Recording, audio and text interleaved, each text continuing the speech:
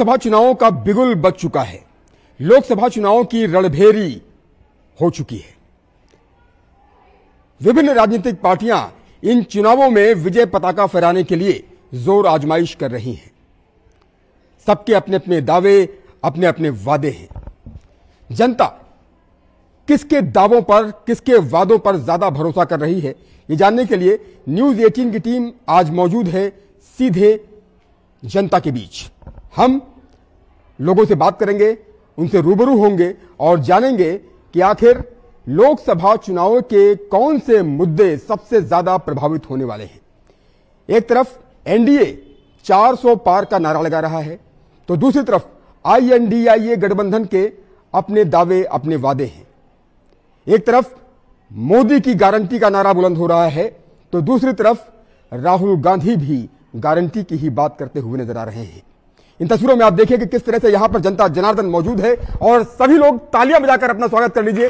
आप इन तस्वीरों में देखिए कि कैसे ये सभी लोग तालियां बजाकर अपना ही स्वागत कर रहे हैं, क्योंकि अब जनता का वक्त है और जनता विभिन्न राजनीतिक पार्टियों के दावों को, उनके वादों को परख रही है, जान रही है, समझ रही है। ये पब्लिक है, ये सब जानती है और पब्लिक का मिजाज लोकसभा चुनावों को लेकर क्या है, हम सीधा लोगों से रूबरू होते हैं। सबसे पहले मैडम से बात करते हैं।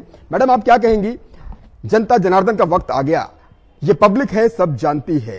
लोकसभा चुनावों की रणभेरी हो चुकी है, बिगुल बज चुका है। 19 अप्रैल को पहले चरण का मतदान पश्चिमी उत्तर प्रदेश की धरती से ही शुरू हो रहा है। सहारनपुर, बिजनौर, नगीना, मुजफ्फरनगर, कैराना में पहले चरण में वोट डाले जाएंगे और दूसरे चरण में मेरठ की बारी आएगी। मेरठ हापुड़ लोकसभा सीट का मतदान 26 अप्रैल को होगा। कितना एक्साइटेड हैं, कितना उत्साहित हैं और आपको क्या लगता है कि किन मुद्दों के आधार पर इस बार जनता वोट करने वाली है? हम लोग उत्साहित तो रहते ही हैं। हर 5वें साल एक ये लोकतंत्र पर्व मनाया जाता है और इसमें सभी राजनीतिक दल अपने अपने घोषणाओं के साथ, वादों के साथ आते हैं। एक सरकार हमारे पास वो है जो पिछले 2 टर्म से काम कर रही है, जिसने धारा 370 को खत्म किया है। साथ साथ उसने और भी कई ऐसे काम किया, इंफ्रास्ट्रक्चर पे बहुत अच्छा काम किया है, सड़कों पर, रेल पर वो काम किया है और आने वाले समय में हम उनसे ये उम्मीद करते हैं कि वो इसके अलावा अब शिक्षा, चूंकि मैं शिक्षा जगत से जुड़ी हूं, तो शिक्षा पर GDP भी बढ़ाए और शिक्षा पर ज्यादा फोकस और करने की आवश्यकता है। इसके अलावा मैं इस पर भी चाहूंगी सरकार का ध्यान देना, ना वो चाहे चुनाव में हो सकता है मुद्दा बने ना बने, लेकिन शिक्षा के साथ साथ उसको बेरोजगारी से कैसे हम उसको जोड़ सकते हैं, उस पर ज्यादा काम किया जाना चाहिए। हालांकि NEP में इस पर काम हुआ है, लेकिन उसको और परिष्कृत होने में हमें और सपोर्ट की आवश्यकता पड़ेगी सरकार की। इसके अलावा राम मंदिर बन गया, ये हमारे लिए बहुत अच्छी बात है और इसके साथ साथ CA लागू हुआ और सिविल कोड पर भी काम होना चाहिए, जनसंख्या नीति पर भी थोड़ा सा काम होना चाहिए। तो ये हमारी एक्सपेक्टेशन आगामी सरकार से है। उन्होंने 2 टर्म अपना पूरा सफलतापूर्वक पूरा किया है, उसमें ऐसे मुद्दे भी छुए हैं जिनकी सभी को आकांक्षा थी। तो हम यही उम्मीद करते हैं कि आगे डेवलपमेंट में और जो दूसरे मुद्दे हैं उन पर काम सरकार करेगी। एक तरफ मोदी जी की गारंटी की बात हो रही है, NDA 400 पार का नारा बुलंद कर रहा है, दूसरी तरफ राहुल गांधी भी अपनी गारंटी की बात कर रहे हैं, बोले कि भाई युवाओं के लिए न्याय की गारंटी है, वो न्याय जोड़ो यात्रा निकाल रहे हैं। तो गारंटी और गारंटी आपस में टकरा रही है? हाँ, गारंटी और गारंटी निश्चित रूप से ऐसे समय में आम आदमी जो वर्तमान में है उनकी गारंटी को तोलता है और आने वाले जो गारंटी दे रहे हैं उन दोनों की तुलना अवश्य करता है। तो ऐसी स्थिति में क्या आम आदमी कर पाएगा, लेकिन मुझे लगता है कि मोदी की गारंटी में दम तो है। मोदी की गारंटी में दम तो है, ये मैडम कहती हुई नजर आ रही है। जोरदार तालियां बजा दीजिए आप लोग। आप इन तस्वीरों में देखिए कि कैसे जोरदार तालियों के साथ जनता अपनी बात मुखर होकर के बोल रही है और यकीनन जिस तरह से बातें हो रही हैं वो ये दर्शाने के लिए काफी है कि जनता सब कुछ समझती है, ये पब्लिक है, ये सब जानती है। हम कुछ और लोगों से बात करते हैं और सीधा उनसे रूबरू होते हैं। आप ये बताइए, आप यूथ हैं और क्या कहना चाहेंगे, क्या मुद्दे हैं? विकास का मुद्दा सबसे बड़ा मुद्दा होने वाला है, कनेक्टिविटी का मुद्दा सबसे बड़ा मुद्दा होने वाला है, डेवलपमेंट के आधार पर युवा वोट देगा और युवा देश की रीढ़ है, देश की ताकत है, देश का दिल है। तो युवा क्या सोचता है? डेवलपमेंट, विकास। और युवा ज्यादातर यही सोचता है कि वो एजुकेशन और बेरोजगारी पे ज्यादा मुद्दा रखे और उसी के आधार पर वो वोट दे। उसी के आधार पर वोट दिया जाएगा। तालियां बजती रहनी चाहिए, जो भी बोले उसके बाद तालियां जरूर बजाइएगा। आप क्या कहेंगी, कितना खुश हैं? पहली बार आप मतदान करने के लिए जा रहे हैं, आप बता रहे हैं, और फर्स्ट टाइम वोटर्स के लिए तो गजब का उत्साह रहता ही है। क्या आप जब ईवीएम के सामने खड़े होंगे, जब आप ईवीएम का बटन दबाने के लिए जाएंगे, तो आपके जहन में, आपके दिल में, दिमाग में क्या मुद्दे रहेंगे? सर, सबसे पहले तो मुझे ये है कि वुमेन एम्पावरमेंट पे सबसे ज्यादा काम होना चाहिए एजुकेशन को लेकर। और बाकी अभी तो सब यही बोल रहे हैं कि हम ये करेंगे वो करेंगे, वो तो होता ही है इलेक्शन से पहले, सब अपनी अपनी लेकर आते हैं कि हम एजुकेशन पे काम करेंगे। और अब तो ये भी चल रहा है कि कोई पैसा देकर वोट करवा रहा है, लेकिन ऐसा हम लोगों को नहीं करना है। हम फर्स्ट टाइम वोट कर रहे हैं, हमें ये है कि हम अपने हिसाब से देंगे, हम अपना नेता चुनने का अधिकार है। और हम इस टाइम तो इतने मतलब हमें इतनी खुशी है कि हम वोट करेंगे, सबसे ज्यादा खुशी तो इस चीज की है। लेकिन ये है कि अपनी वोट एक ऐसे आदमी को देंगे जो देश का भी भला करे और हमारा भी भला करे। देश का जो भला करे ऐसे आदमी को वोट देंगे। आपने देखा कि किस तरह से सब फर्स्ट टाइम वोटर्स में जो उत्साह है वो गजब का देखने को मिल रहा है। मैडम, आप क्या कहेंगी? तमाम मुद्दे इस वक्त फिजाओं में तैर रहे हैं। विकास का मुद्दा है, गारंटियों की बात हो रही है, मोदी जी अपनी गारंटी की बात कर रहे हैं, राहुल गांधी अपनी गारंटी की बात कर रहे हैं, तमाम गठबंधन भी इधर उधर हो रहे हैं। जो पहले गठबंधन में थे वो इधर आ गए हैं। जैसे रालोद की बात की जाए तो पहले दूसरे तरफ थे, अब पाला बदल करके एनडीए गठबंधन के साथ हैं। तो आपको क्या लगता है कि सब सियासत है और जनता इस सियासत को बखूबी समझती है? जो गठबंधन हो रहा है, जिसे रालोद एनडीए में शामिल हुआ है, आप इसको किस नजरिए से देखते हैं?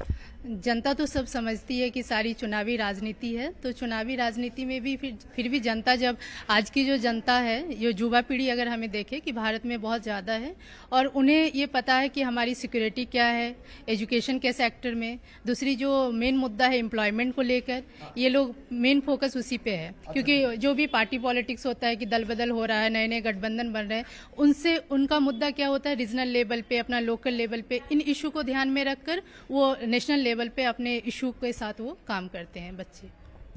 तालियां बजा दीजिए। तो आप देख रहे हैं कि किस तरह से सभी अपनी बात मुखर होकर के बोल रहे हैं। मैडम, आप क्या सोचती हैं, आधी आबादी क्या सोचती है? और आप लोग क्योंकि पॉलिटिकल साइंस डिपार्टमेंट से ही हैं, तो इसलिए राजनीति को बहुत करीब से समझते हैं, बहुत बारीकी से समझते हैं। और क्या जहन में चल रहा है जनता के इस वक्त? और जैसे बहुजन समाज पार्टी अकेले चुनाव लड़ने का ऐलान कर चुकी है उत्तर प्रदेश में, बीजेपी कह रही है, एनडीए कह रही है कि भाई इस बार 400 पार का नारा बुलंद होगा, उत्तर प्रदेश में 80 में से 80 लोकसभा सीटें जीतेगी एनडीए। क्या लगता है कि सबसे ज्यादा कौन सा मुद्दा हावी होने वाला है? राम मंदिर का मुद्दा, सीएए का मुद्दा, कनेक्टिविटी का मुद्दा, विकास का मुद्दा, या तमाम जो मुद्दे हवाओं में तैर रहे हैं, जो फिजाओं में तैर रहे हैं? क्या लगता है आपको? देखिए, सामान्य जनता का तो एक ही मुद्दा होता है, विकास का मुद्दा। विकास के मुद्दे में सभी चीजें हमारे इंक्लूड हो जाती है, या तो हमारे बच्चों का एम्प्लॉयमेंट हो, हम लोगों का एम्प्लॉयमेंट हो, है ना, करप्शन दूर हो, बहुत सारी चीजें हैं। मुद्दे तो यही उछाले भी जाते हैं, लेकिन मैं बहुत सारी बच्चों ने, मैम ने बता दिया है, एम्प्लॉयमेंट का जो इश्यूज है वो सामान्य जनता के सामान्य मुद्दे होते हैं। लेकिन क्योंकि हम राजनीति के स्टूडेंट हैं, उसको स्टडी करते हैं, तो हमें बहुत सारा वोटिंग बिहेवियर में समस्याओं पर गौर करना होगा। जैसे एक समस्या आप बार बार बोल रहे हैं, गठबंधन है ना, कोई किधर डाइवर्ट हो रहा है, कोई किधर। तो आइडियोलॉजी चली कहाँ पे गई है? उस टाइम जब इलेक्शन का समय आता है, हमारी विचारधाराएं कैसे चेंज हो जाती है, मुझे ये समझ नहीं आता। क्योंकि आप राजनीतिक दल के रूप में जनता की समस्याओं के लिए आए हैं, तो आपने उस समय कैसे, क्योंकि आप अपनी अवसरवादिता सोच रहे हैं, तो जब भी हम वोट करें हमें उस चीज को ध्यान में रखना है कि यदि इतनी ट्रांसपेरेंसी किसी कैंडिडेट के अंदर से चली गई है और वो अपनी आइडियोलॉजी चेंज करके मर्ज हो जा रहा है एकदम से, बिल्कुल अपने एंटी, जिसको वो 2 महीने पहले तक क्रिटिसाइज कर रहा था, कैसे वो चीजें चेंज हो जाती है, तो हमें उन इश्यूज पे हमें सोचना होगा। प्लस मैं ये मानती हूँ कि जनता के सामने जो है विकल्प की कमी है। भले ही जो आपकी भारतीय जनता पार्टी है प्रॉपर मेजॉरिटी में आ रही है, लेकिन विपक्ष जो है उसकी कमजोर जो भागीदारी है, वो जो जनता के इश्यूज को रेज नहीं कर पा रही है, अपने आप को खड़ा नहीं कर पा रही है, तो भाजपा के जीतने में उस कमजोर विपक्ष कड़ी का बहुत है कि जो मुद्दे हैं, चाहे वो एनडीए अपने मुद्दे बता रहा है, वो कह रहा है कि भाई CAA का मुद्दा है, हमने लागू कर दिया, वो कह रहा है UCC देखिए उत्तराखंड में लागू हो गया, वो कह रहा है राम मंदिर हमने कहा, हमने बनवा लिया, और उन मुद्दों के सहारे वो जनता के बीच में जा रहे हैं। मुद्दों की भी प्राण प्रतिष्ठा होती है क्या? उनमें भी जान डालनी पड़ती है क्या? क्या महंगाई, बेरोजगारी, सड़क, शिक्षा, चिकित्सा के जो तमाम मुद्दे लेकर के विपक्ष आगे बढ़ रहा है, उनमें वो प्राण प्रतिष्ठा नहीं कर पा रही, उसमें जान नहीं डाल पा रही, आपको ऐसा लगता है क्या? एक्चुअली मैं यही कहना चाह रही थी कि वो उन इश्यूज को जो कमियां रह गई है, ऐसा नहीं है कि गवर्नमेंट में काम नहीं हुआ है, इंफ्रास्ट्रक्चर पे बहुत कार्य हुआ है और चीजें हो रही है। यूनिफॉर्म सिविल कोड की भी बात करें तो पॉजिटिव चीजें आ रही है, ऐसी बात नहीं है। लेकिन जो हमारे सामान्य जनता की बार बार बात होती है, और जनता का एक और टाइम में कहूं, बार बार ये इश्यूज उठता है कि इलेक्शन का समय आ गया, अब जनता की पावर बढ़ गई है। नहीं, क्यों? जनता की 5 साल तो पावर रहनी चाहिए, वो हर काम को ऑब्जर्व करे, उस चीज को क्या जो जनता के इश्यूज थे क्या वही रेज हो रहे हैं या कुछ मेजर इश्यूज उठा के उन्हीं पे पॉलिटिक्स हो रही है। और यदि विकल्प नहीं है, क्योंकि जनता के सामने ये उठता है, तो मैं कहती हूँ नोटा हमारे पास है, आप उसमें अपना परसेंटेज बढ़ाइए, कम से कम हमें ये दिखाई देगा कि नोटा में हाँ कैंडिडेट में शायद डिजर्विंग उतने कैंडिडेट्स नहीं है हम जो वोट करने जा रहे हैं, तो नोटा भी एक हमारा विकल्प हो सकता है। तालियां बजा दीजिए। देख रहे हैं कि आप किस तरह से इधर की तस्वीरें भी दिखाइए जरा, तालियां बजाते हुए आप किस तरह से सभी क्लैपिंग यहाँ पर कर रहे हैं और सभी मुखर होकर के अपनी आवाज बुलंद कर रहे हैं। हम कुछ और लोगों से बात करते हैं। आप ये बताइए बेटा, क्या कहेंगे आप फर्स्ट टाइम वोटर होने जा रहे हैं, मुझे ऐसा लगता है। आपको क्या लगता है कि फर्स्ट टाइम वोटर क्या सोच रहा है? फर्स्ट टाइम वोटर क्या सोच करके वोट डालेगा? यूसीसी कितना बड़ा मुद्दा है, या फिर CAA को लेकर के आप क्या राय रखते हैं, या फिर तमाम जो विकास के मुद्दे हैं उसको लेकर आप क्या राय रखते हैं? अपनी बात रखें, क्या कहेंगे? फर्स्ट टाइम वोटर के लिए कितना बड़ा लम्हा है ये? सर बहुत बड़ा है। यस सर, बहुत ज्यादा एक्साइटेड भी है sir. You will be in front of EVM, जब इलेक्ट्रॉनिक वोटिंग मशीन के आप ठीक सामने होंगे, तब आपके जहन में क्या चल रहा होगा कि भाई हमें अपने देश के विकास के लिए वोट करना है? Yes sir. सर अपने विकास के, जो हमारा देश को विकास आगे लेके जा सके और हमारी शिक्षा को भी सर, इसको ध्यान में रखते हुए कि कौन ज्यादा बेटर करता है, उसके अकॉर्डिंग ही हमें वोट देना है। अच्छा, तमाम जो जातिवादी राजनीति होती है, कास्ट की पॉलिटिक्स होती है, कास्ट को लेकर के कैंडिडेट्स खड़े किए जाते हैं, विभिन्न पार्टियां कास्ट को फैक्टर को आधार मान करके ही अपने कैंडिडेट्स को खड़े करती हैं। आपको क्या लगता है युवा होने के नाते कि जाति पात से ऊपर उठ करके वोट करना चाहिए जनता को? Yes sir. सर अपने वो, क्योंकि उस वोट के लिए वो स्वतंत्र है, ना तो जाति के ऊपर जाए। और सर बहुत से ऐसे होते हैं कि उनको ना वो की जाती है कि हम घर वाले उसको वोट दे रहे हैं तो हमें उसी को देना है, बट हम अपनी वोट के लिए स्वतंत्र है, हमें जिसे चाहना है हमें उसे वोट देना चाहिए। तालियां हो जाएं। तो आप देख रहे हैं कि किस तरह से सभी फर्स्ट टाइम वोटर्स भी अपनी आवाज बुलंद कर रहे हैं। ये बताएं कि राम मंदिर 500 वर्षों के बाद बनकर तैयार हुआ है, आगे आ जाइए और ये बताइए क्या कहेंगे, राम मंदिर कितना क्या इशू है, और राम मंदिर जो बनकर तैयार हुआ है 500 वर्षों के बाद, वो जनता के जहन में है कि हाँ इस सरकार ने ऐसा किया है, तो वोट देने के पहले वो सोचेगा कि हाँ राम मंदिर भी एक इशू है? जी, राम मंदिर एक इशू तो है, लेकिन जनता जो सोचती है वो ज़्यादा अपने ऊपर ये सोचती है कि जो लोग हैं, जो युवा हैं, वो बेरोज़गार हैं। मुझे लगता है ज़्यादा बेरोज़गारी पर ध्यान देना चाहिए। जो बहुत से ज़्यादा एजुकेटेड हैं, लेकिन वो ऐसे ही हैं, एजुकेटेड होकर भी उनका कोई वो नहीं है, फ़ायदा नहीं है। वो ऐसे ही बस वैकेंसी का इंतज़ार करते रहते हैं और वैकेंसी हमारे यहाँ आती नहीं है, बहुत लेट आती है। आप कह रहे हैं कि रोजगार एक बड़ा मुद्दा है। तालियां होते रहे। मैडम आप क्या कहेंगी, सबसे बड़ा मुद्दा आप क्या समझती हैं? और जिस तरह से तमाम मुद्दे हवाओं में तैर रहे हैं, आप लोग भी लगातार उसको वॉच कर रहे हैं, पढ़ रहे हैं और खुद भी सोच रहे हैं कि क्या सोच करके वोट डालेंगे इस बार, और ये जो राम मंदिर हो या CAA हो, UCC कितना बड़ा मुद्दा है? देखिए मेरे तो प्रॉब्लम ये है कि मैं सरकार से ये एक्सेप्ट करती हूँ कि हमारी बेरोजगारी पे ज्यादा ध्यान दें। ठीक है, इतने एजुकेटेड लोग हैं, सब आजकल शिक्षा की तरफ ही ध्यान दे रहे हैं, सब चाहते हैं हम पढ़े, पर लेकिन क्या फायदा, वैकेंसी नहीं आती, और जो आती है इतना टाइम हो जाता है। ठीक है, तालियां बजा दीजिए। उधर आते हैं अभिषेक और बात करते हैं कुछ और लोगों से। आप ये बताइए, आप क्या कहेंगे, क्या इश्यूज आपके जहन में चल रहे हैं, क्या मुद्दे आपके जहन में हैं, और मोदी की गारंटी वर्सेस राहुल की गारंटी, किसकी गारंटी ज्यादा दमदार है? मोदी की। क्यों? मतलब मोदी जी ने क्या किया? वैश्विक पटल पर जो देश का नाम रोशन हुआ है उससे आप लोग खुश हैं, या राम मंदिर को लेकर के जो वादा किया था वो पूरा हुआ है उससे आप लोग खुश हैं? क्या क्या मुद्दे आप सोचते हैं, क्या मोदी की गारंटी से क्यों आपको अच्छा लगता है कि वो जो कहते हैं वो करते हैं? राम मंदिर के उससे भी मोदी के, और बहुत सी जो योजना है वो मोदी से ही हुई है, राहुल गांधी से नहीं हुई है। आप क्या कहोगे बेटा, क्या सोचते हैं आप यूथ होने के नाते, फर्स्ट टाइम वोटर होने के नाते, गारंटी और गारंटी आपस में जो टकरा रही है, किसी गारंटी में ज्यादा दम है? ऑब्वियसली राहुल गांधी। ओके, क्योंकि वो एजुकेटेड है, और जब एजुकेटेड पर्सन अगर हमारी शिक्षा की तरफ ध्यान देगा तो हम लोगों को बहुत ज्यादा फायदा होगा। तो मैं जो मुद्दे महंगाई का है, रोजगार का है, तमाम अन्य मुद्दे हैं, वो मुद्दे बहुत इंपॉर्टेंट हैं। जी बिल्कुल, उस पर राहुल गांधी एजुकेटेड है और वो ज्यादा ध्यान देगा, तो मुझे लगता है कि वो डिजर्विंग है, बहुत ज्यादा डिजर्विंग है। राहुल गांधी भी डिजर्विंग है। वेरी गुड, तालियां बजा दीजिए आप सभी लोग। आप भी आगे आइए जरा, आप बताइए, आप बेटा आगे आ जाओ, आप बताइए क्या कहेंगे, क्या इश्यूज इस वक्त सबसे ज्यादा आपको लगता है कि कौन सा इशू सबसे ज्यादा इंपैक्ट डालने वाला है, सबसे ज्यादा प्रभाव डालने वाला है, कौन सा इशू सबसे ज्यादा प्रभावित होने वाला है इस बार लोकसभा के इलेक्शन में? सर, मैं मैम से सहमति रखती हूँ कि हमारे पास अभी ऑप्शंस नहीं है। मोदी जी अपना काम कर रहे हैं, उन्होंने जितने मुद्दे थे वो बेशक पूरे किए हैं मोस्टली, पर अभी हम ऑप्शन नहीं देख पा रहे हैं कि बाकी किसको टक्कर में माने। तो विपक्ष कमजोर है। और जहाँ तक की बात है उत्तर प्रदेश की, तो हम उत्तर प्रदेश का शासन देख रहे हैं, पहले के कंपैरिजन में बहुत ज़्यादा इम्प्रूव हुआ है। और जब हम देखते हैं कि यूपी पुलिस की वैकेंसी पेपर लीक हो रहे हैं, आरओ का पेपर लीक हो रहा है, तो मुझे ये ज़्यादा इम्पोर्टेंट लगता है कि इस पर चर्चा होनी चाहिए। सरकार को इस पर ज़्यादा एक्शन लेने चाहिए कि जैसे वो बाकी फील्ड में अच्छा कर रही है तो एजुकेशन में भी उतना अपना प्रभाव डाले।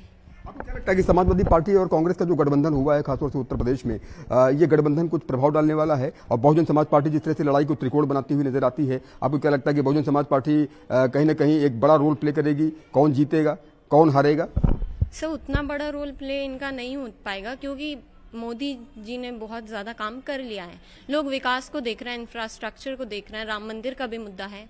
तो विपक्ष मुझे बहुत ज्यादा कमजोर लग रहा है इस टाइम पे। आपको कमजोर लग रहा है, लेकिन कभी कभी ऐसा मान लीजिए फाइट होती है और बहुजन समाज पार्टी अकेले चुनाव लड़ रही है, तो जो वोट बैंक है, बसपा का जो वोट बैंक है, जो काडर वोट बैंक है, या फिर समाजवादी पार्टी और कांग्रेस, तो कहीं ना कहीं वो सेंध लगती है और दूसरी पार्टी को, खासतौर से समाजवादी पार्टी कांग्रेस गठबंधन को इसका नुकसान हो सकता है बहुजन समाज पार्टी का अकेले लड़ना। सही, विपक्ष में ही वोट बहुत ज्यादा बट जाएंगी कि कोई भी एक विपक्ष पूरी तरीके से उठ के नहीं आ पाएगा। तो अगर ये लोग अलग अलग जा रहे हैं तो वोट डेफिनेटली बटेगा। और रालोद जो एनडीए में शामिल हुआ है, ये कितना बड़ा पश्चिमी उत्तर प्रदेश में प्रभाव डालने वाला है? सर, ये भी इफेक्ट तो डालेगा ही, पर ऑब्वियस है कि अगर मोदी गवर्नमेंट जीतेगी ही, मुझे इतना श्योर हूँ। श्योर है कि मोदी गवर्नमेंट जीतेगी? तालियां हो जाए। मुद्दे जो भी हैं, लेकिन जनता यही बोलती हुई नजर आ रही है कि मोदी गवर्नमेंट दोबारा आएगी, बल्कि तिबारा आएगी। आप क्या कहोगे, क्या सोचते हैं और क्या इश्यूज आपके जहन में चल रहे हैं? फर्स्ट टाइम वोटर्स क्या सोचता है? मोदी जी कहते हैं कि भाई 4 जातियां हैं, युवा, महिला, गरीब और किसान। तो आपको क्या लगता है कि महिला सुरक्षा कितना बड़ा मुद्दा है? सर, सबसे पहले तो आप सभी को मेरा राम राम। और दूसरी बात, महिला और युवा दोनों एक ही हैं, क्योंकि युवा के अंदर ही हम महिला भी आ जाती हैं, तो हमें इनका कंपैरिजन नहीं करना चाहिए कि युवा के अंदर बॉयज और गर्ल्स दोनों ही हैं। सबसे बड़ी बात तो यह है कि जो राम मंदिर का मुद्दा है, राम मंदिर कोई मुद्दा नहीं है, जैसे वो हमारे देश का, भारत का गौरव है, तो हमें उसे कोई मुद्दा नहीं मानना चाहिए। हमें अपनी परंपरा को संभाल कर रखना चाहिए तथा उसको बढ़ाना चाहिए। सबसे दूसरी बात यह है कि हम पहले वोटर्स हैं, तो हम बहुत ज्यादा एक्साइटेड हैं हम किसको वोट करें। हम 5 साल से देखते आ रहे हैं, कंपैरिजन भी कर रहे हैं। राहुल गांधी जी के साथ भी हमने अब मोदी जी का कंपैरिजन किया कि उनके शासन में कितनी चीजें हैं, क्या है, तो हमें दिखाई दे रहा है कि मोदी जी ने बहुत ज्यादा विकास किया है। रही बात गारंटी की, तो गारंटी में उसी की गारंटी में दम होगा जो हमारे यूथ को, हमारे कंट्री का विकास कराएगा, उसको आगे लेकर जाएगा। तो वो तो ऑफकोर्स ही मोदी जी की गारंटी में दम है। और थोड़ा सा ये है कि हमें अपने यूथ को भी थोड़ा ध्यान देना चाहिए, क्योंकि हम अपने आने वाले इंडिया का फ्यूचर है। तो ये है कि हमें थोड़ा सा, हमें भी पॉलिटिक्स की तरफ बढ़ना चाहिए, ताकि हम अपने मुद्दों को और अपने विचारों को पॉलिटिक्स में रख सकें। बहुत अच्छी बात है, तालियां हो जाएं। बहुत शानदार आपने अपने व्यूज को रखा है। राम मंदिर देश का गौरव है, इन्होंने कहा कि देश की आत्मा है। और कभी कभी ऐसा होता है कि तमाम बयानबाजियां भी हो जाती हैं। राहुल गांधी ने बीते दिनों एक बयान दिया जय श्री राम को लेकर के, या राम जी को लेकर के, कि भाई जय श्री राम बोलो और भूखे मरो, इस तरह का बयान आया था। तो तकलीफ होती है, इस तरह का बयान नहीं आने चाहिए। राम, आप भाजपा से लड़िए, लेकिन राम से मत लड़िए। जी बिल्कुल, जैसा कि हमें पता ही है कि कैंडिडेट है, तो वो उनकी दुश्मनी, मतलब जो भी उनके इश्यूज है वो मोदी जी से होने चाहिए ना। कैंडिडेट तो यहाँ जो उन्हें पार्टी, मतलब उन्हें वोट करेंगे, वो तो हिंदू भी है और राम को भी पूछते हैं, तो वो इनडायरेक्टली तो उन्हें भी दुख दे रहे हैं ना। तो राम को गाली मत दो, देनी है तो मोदी जी से लड़ो ना, उनके किए गए विकास पे, और उसके लिए उनको पब्लिक को समझाओ कि ये गलत है, तो उन्हें गलत कहो। राम को कहने वाले आप गलत कौन होते हैं? कष्ट होता है, ये दुख होता है जब इस तरह के बयान और इतने बड़े नेता देते हैं कि भाई आप मोदी जी से लड़िए, आप मोदी जी से बात करिए, उनकी जो योजनाएं उस पर आलोचना कीजिए, लेकिन राम जी पर कुछ मत बोलिए, ये जय श्री राम बोलो भूखे मरो, ये अच्छा नहीं लगता जनता को? बिल्कुल नहीं, क्योंकि किसी के वो आराध्य है, कोई उनसे ही उनकी पूजा कर रहा है, सब चीज कर रहा है, और आप उन्हें ही जाके किसी को, अब जैसे कि कोई उन्हें पिता ही मानता है, तो आप किसी के पिता को जाकर आप कह दें कि आपका पिता गलत है या उनका नाम लोगे तो भूखे मरोगे, तो बुरा तो लगेगा ही। बुरा तो लगेगा ही। तालियां हो जाए। और यकीनन आप भी आओ, आगे आइए, आप भी बताइए क्या कहेंगे। CAA हाल ही में लागू हुआ, आपको क्या लगता है कि ये कितना बड़ा इशू होने वाला है इन चुनावों में, कि भाई जो पाकिस्तान के या बांग्लादेश के या फिर अफगानिस्तान के जो प्रताड़ित लोग हैं, अलग अलग धर्मों से ताल्लुक रखने वाले, उनको भारत में जो है अगर उनको जरूरत है, वो शरणार्थी बनना चाहते हैं, वो आना चाहते हैं, तो उनका स्वागत है। आपको क्या लगता है CAA कितना बड़ा मुद्दा होने वाला है इस इलेक्शन में? सर मुझे लगता है ये काफी बहुत बड़ा मुद्दा होगा कि क्या जो लोग हैं वो देख रहे हैं, और विपक्ष भी है वो भी काफी ज्यादा इस पे प्रभाव डालेगा कि हमारी जो सरकार है इन्होंने किस तरह से ये किया है। मगर हमें टोटल हमें ये देखना है ना कि पब्लिक वेलफेयर कितना हुआ है हमारा, तो उसका विकास कितना हुआ है, वो सब हमें देखना है। तो मेन यही है कि इसी पे हम देख के अपना जब भी वोट वगैरह करें। उत्तराखंड में UCC भी लागू हो गया, कानून बन गया, तो यूनिफॉर्म सिविल कोड ये कितना बड़ा इशू होने वाला है इस बार के इलेक्शंस में, क्योंकि उत्तराखंड में 5 लोकसभा सीटें आती हैं और अलग अलग राज्यों में भी UCC को लेकर के तमाम तरह की डिमांड्स हुआ करती हैं। आपको क्या लगता है कि UCC और CAA ये दोनों मुद्दा होगा? ये तो अभी ज्यादा मुझे इसका पता नहीं है। ठीक है। तो आपने देखा कि किस तरह से जनता अपनी बात रख रही है, और खासतौर से फर्स्ट टाइम वोटर्स अपनी बात रखें। आप क्या कहोगे? आप भी फर्स्ट टाइम वोटर हैं, इससे पहले वोट डाल चुके, फर्स्ट टाइम वोटर है, पहली बार डालोगे वोट, तो कितना खुश हैं फर्स्ट टाइम वोट डालने के लिए? EVM के सामने जब आप जाएंगे तो वो जो खुशी है, वो उत्साह, उमंग, उल्लास है, वो अलग है, वो बिल्कुल डिफरेंट है। यस सर, ऑब्वियसली बहुत खुश है, लेकिन जैसे सब डेवलपमेंट की बात कर रहे हैं तो मैं उसी के बारे में कुछ बोलना चाहूंगी, क्योंकि डेवलपमेंट, क्योंकि गांधी जी के थॉट्स अगर हम देखें तो उन्होंने कहा था कि डेवलपमेंट शुरू होती है गाँव से, विलेजेस से।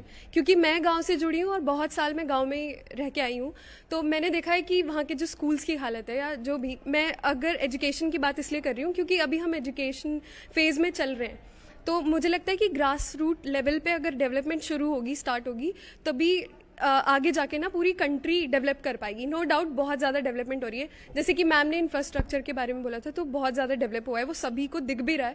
और काफ़ी जो आप नेशनल हाईवेज़ की बात करो, सब बहुत अच्छा, मतलब गांव तक के जो रास्ते हैं वो भी बहुत ज़्यादा अच्छे हो गए हैं जो पहले के मुकाबले। लेकिन मुझे ये बुरा लगता है देख के, जब मैं गाँव जाती हूँ तो आज भी उनकी तख्तियों पर क ख ग लिखा होता है। कभी कभी जब मैंने बात की उनसे, बच्चों से, तो वो कहते हैं कि उनकी जो किताबें होती हैं, उनके एक जैसे कुछ अल्फाबेट लिखा है या फिर कोई नंबर लिखा है, कुछ भी लिखा है, तो उस पर वो गोला गोला बनाते हैं। अच्छा। तो मैंने पूछा कि आपने ये ऐसे उस पर गोला क्यों बनाया हुआ है, तो उन्होंने कहा कि हमारे सर ने कहा था कि अब कुछ नहीं पढ़ रहे तो आप ये एक के ऊपर गोला बना दो। तो ये कितना ज़्यादा मतलब बहुत बुरा लगा मुझे देख के कि वो लोग पढ़ाई, मतलब क्या, किस लिए जा रहे हो, मतलब जो गांव के प्रधान होते हैं वो तक भी एक बार देखने नहीं जाते कि उनके स्कूल्स में चल क्या रहा है। या फिर जो फूड का आप देख लो कि हमारे गांव में जो घर है उसके जस्ट सामने घर है जहाँ की वो जो आंटी हैं वो खाना बनाती हैं वहाँ पे, तो मैंने देखा कि जो मिड डे मील के लिए जो फूड है वो लेके जा रही हैं, अपने घर लेके जा रही हैं। तो ये सब चीज़ें देख के बहुत बुरा लगता है। तो मुझे लगता है कि जो ऑफिसर्स हैं, जो एडमिनिस्ट्रेटिव सर्विसेज में हैं, उनको एक बारी अपनी डिस्ट्रिक्ट में जितने भी गांव हैं, कम से कम एटलीस्ट एक बार जाना चाहिए, देख के आना चाहिए कि वहाँ पे चल क्या रहा है, जब ग्रास रूट लेवल पे डेवलपमेंट शुरू हो। ये कहना है कि भाई सरकार जो योजनाएं लाती है वो अधिकारी जरा उसकी जांच परख भी करें और गांव-गांव जाएं, चेक करें कि क्या हो रहा है, क्या नहीं हो रहा है, क्या रियलिटी है, क्या सच्चाई है, ये जानना बहुत जरूरी है। आपको क्या लगता है कि जो इंडी गठबंधन है, इंडी गठबंधन, कांग्रेस लेड इंडी गवर्नमेंट, तो आपको क्या लगता है कि इंडी गठबंधन को लेकर आप क्या सोचते हैं, इस अलायंस को लेकर के आप क्या सोचते हैं, और एनडीए अलायंस को लेकर क्या सोचते हैं? सर अलायंसेस तो पहले भी काफी हुई हैं, लेकिन जब मेजॉरिटी देखते हैं तो मेजॉरिटी वही बीजेपी के साइड है, तो वो रहता है कि जीतना तो उनको ही है, तो ये रहता है सर। और मुझे लगता है कि पारदर्शिता होनी बहुत ज़रूरी है इलेक्शन के अंदर, क्योंकि जब तक हमें ये नहीं पता होगा ना कि किस जो कैंडिडेट जो उठ रहे हैं इलेक्शन में खड़े हो रहे हैं, तो उनके बारे में ज़रूर पता होना चाहिए। ये मतलब पारदर्शिता होनी चाहिए, लोगों को पता होना चाहिए कि वो। अच्छा, जो बार बार ये ईवीएम को लेकर के जो सवाल उठाए जाते हैं, कुछ पॉलिटिकल पार्टीज लगातार ईवीएम को लेकर सवाल उठाती हैं, तो आपको लगता है कि ये जो है ये कैसे सवाल है? सर ईवीएम्स का मेरे हिसाब से सर ये है कि जो ईवीएम मशीन्स हैं वो कहीं ना कहीं एक डेवलपमेंट का ही फेज है, क्योंकि पहले आप पेपर्स पे ऐसे बैलेट पेपर वगैरह ये सब पे आप वोट डाल रहे थे, तो ये सब चीज़ें डेवलप हो रही हैं, मशीन्स आ रही हैं, वो काम को सर जैसे मशीन्स होती हैं आसान करती हैं, लेकिन कहीं ना कहीं होंगे मे बी लूप होल्स हो, तो उसमें भी एडमिनिस्ट्रेटिव सर्विसेज वालों का ही मैं समझती हूँ कि उनको और ज़्यादा देखना चाहिए। सर आप भी बताइए क्या कहेंगे आप? बहुत बढ़िया बोला आपने, तालियां हो जाए, बहुत शानदार आपने बात रखी है अपनी। आप क्या कहोगे ये जो तुष्टीकरण की सियासत होती है, क्योंकि पॉलिटिकल साइंस की स्टूडेंट है आप, इसलिए मैं पूछ रहा हूं, ये तुष्टीकरण की जो सियासत है इसको लेकर के आप क्या सोचते हैं? जैसे एनडीए गठबंधन है, एनडीए गठबंधन है, तुष्टीकरण की सियासत को लेकर के तमाम आरोप प्रत्यारोप लगते रहते हैं, आपको क्या फील होता है? जनता क्या सोचती है इस सियासत को लेकर? नहीं होना चाहिए या होना चाहिए? जनता सिर्फ अपने नेता के बारे में ये सोचती है कि वो एक स्टैंड पे रहे, वो कभी भी गठबंधन ना करे, जो उसका फेज है, जो वो अपने लेवल पे अपने हिसाब से रहे, जो वो अपने आप को दिखाना चाहता है, और पारदर्शिता जनता के सामने सिर्फ पारदर्शिता के साथ ही रहे। उन्हें जो जनता को देना चाहता है वो सब चीजें, वो वादे किए हैं वो पूरे करे, तभी जनता उन पर विश्वास करेगी। कौन सबसे ज्यादा पारदर्शी पार्टी है इस वक्त? इस वक्त हम कुछ नहीं कह सकते क्योंकि इतना अच्छा तो नहीं है, हर कोई परफेक्ट नहीं होता, हर किसी में कुछ ना कुछ कमी होती है, पर जो अपने आप को अच्छे से दिखाने की कोशिश करे, वो अच्छे से अपने आप को पूरा प्रूफ करे, वही अपने आप में पर। आपको ये भी इसको लेकर आप क्या कहेंगे? जो आया राम गया राम वाली बात जो शुरू हो जाती है, इसको लेकर आप क्या सोचते हैं? भाई जैसे जैसे इलेक्शंस आते हैं, कुछ पार्टियां इधर की उधर, नेता इधर से उधर, ये सब दल बदल होने लगता है, तो जनता क्या सोचती है इसके बारे में, उन नेताओं के बारे में, या फिर जो जातिवादी सियासत है ये इसकी वजह से ऐसा होता है? नहीं, ये तो उनके लिए एक मुद्दा हो जाता है कि आप किसी भी टाइम पे आप अवसरवाद देख रहे हो और इधर जा रहे हो उधर जा रहे हो, ये दल बदल वाली नीति अच्छी नहीं होती है। मतलब उनको अपना अवसर देखते हैं, वो चुनाव आया और इधर गए फिर नहीं गए, तो ऐसा नहीं होना चाहिए। हर नेता को सिर्फ अपने ही स्टैंड पे रहना चाहिए, नेता को अपने स्टैंड पे रहना चाहिए। बहुत बढ़िया बात आप लोगों ने कही है। और कोई और बोलना चाहता है, अपनी बात रखना चाहता है? बताइए, आप लोगों में से कोई और अपनी बात रखना चाहता है? आप क्या कहोगे? क्या मुद्दा चल रहा है इस वक्त? इस वक्त सबसे बड़ा मुद्दा क्या है? मोदी की गारंटी, राहुल की गारंटी, किसकी गारंटी में ज्यादा दम है? मोदी की। किसकी गारंटी में ज्यादा दम है? मोदी की। किसकी गारंटी में ज्यादा दम है? मोदी जी की। किसकी गारंटी में? मोदी जी की। मोदी जी। किसकी गारंटी? मोदी जी। किसकी गारंटी में ज्यादा दम है? जरा बोलेंगे आप, बताइए किसकी गारंटी में दम है? गांधी जी। किसकी गारंटी में दम है? गारंटी में तो मोदी की दम है वैसे। किसकी गारंटी में दम है? मोदी की। बताइए। Of course Rahul Gandhi. किसकी गारंटी में दम है? मोदी जी। किसकी गारंटी में दम है? मोदी जी। किसकी गारंटी में? नरेंद्र मोदी। किसकी गारंटी में दम है? नरेंद्र मोदी जी। आपने देखा कि किस तरह से जनता ने मुखर होकर के अपनी आवाज बुलंद की है। और इस बार जो सबसे बड़ा मुद्दा है वो गारंटी का मुद्दा है। एक तरफ मोदी की गारंटी है, दूसरी तरफ राहुल गांधी की गारंटी है। गारंटी और गारंटी आपस में टकरा रही हैं। जनता सब समझती है, ये पब्लिक है, सब जानती है। लोकसभा चुनाव है, आगे आगे देखिए होता है क्या। कैमरा पर्सन अभिषेक शर्मा के साथ उमेश श्रीवास्तव, न्यूज़ 18 मेरठ।